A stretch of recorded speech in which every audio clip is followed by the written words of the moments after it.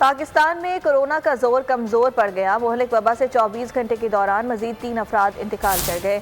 NCOC के मुताबिक मोहलिक वबा से मरने वालों की तादाद 28,800 हो गई है। मुल्क में एक दिन के दौरान 36,944 टेस्ट किए गए, जिनमें से 250 अफराद में कोरोना वायरस की तशखीस हुई है। 24 घंटे में कोरोना मुस्बत मरीजों की शरह 0.67% रही। 734 मरीजों की हालत अब भी तशवीशनाक है।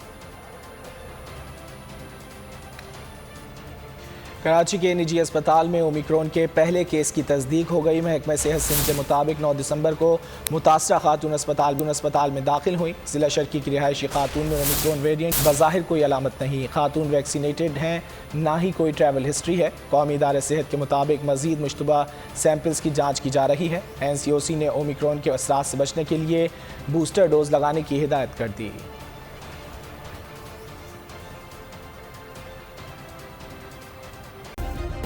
सब्सक्राइब करें और बेल दबाएं ताकि कोई खबर रह न जाए।